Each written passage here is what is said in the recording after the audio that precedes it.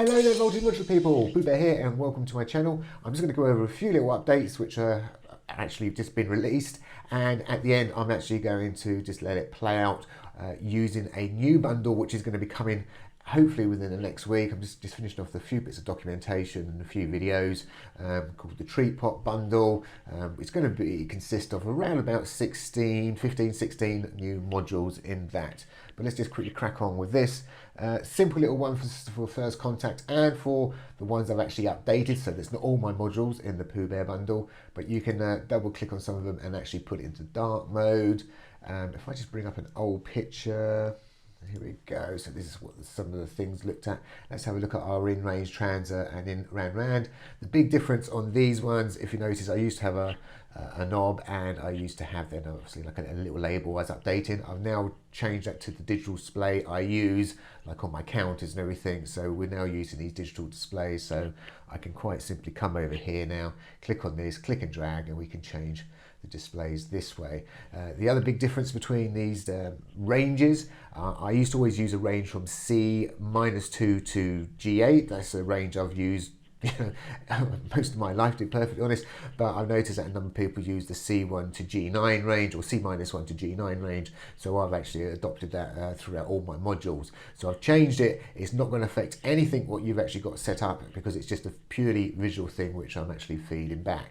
There has been another little change to the transer. Before this was just purely, you could only change this value from a keyboard coming into the pitch in. So whatever the pitch it was, you could click the learn button, it'd learn it. But now you can actually manually change this, because to be honest, the whole point, or the main reason I use a transer for, is I've got a step sequencer which I can copy and have another step sequencer, and I can use that step sequencer to transpose that one via this transer. And because I'm using step sequencers to do it, it's just as easy just to drag and let me change it that way. So that's purely what that's for. Let me just bring that image back up again, that old image. Here we go.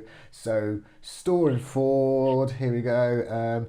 It's been a little bug fix, so it looks quite a bit of difference when you look at storing forward between these two. I mean, these ports have actually been here for a little while now, the freezing on and off.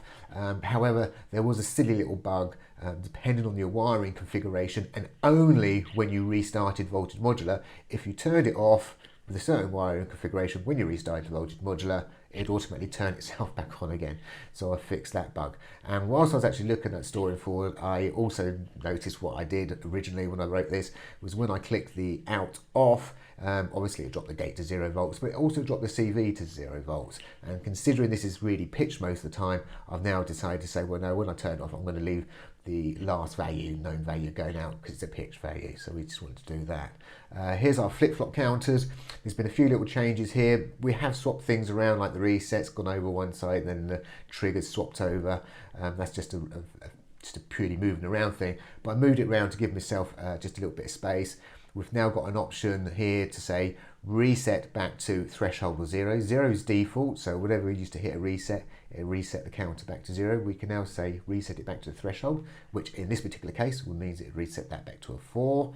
And over this side, we've got a counter loop back to 0 or a 1. 1 used to be default, so if it was, so at the moment it's on 0, it receive a trigger and it go 1, 2, 3, 4, 1, 2, 3, 4. Nice and simple. Because I use this out port a lot to drive a lot of stuff, I was thinking, well, actually, I need to go back to 0 sometimes.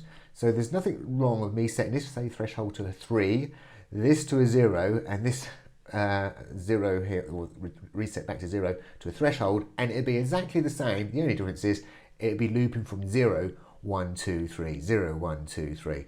It'd be doing the same thing, and when I hit reset, it'd actually stop.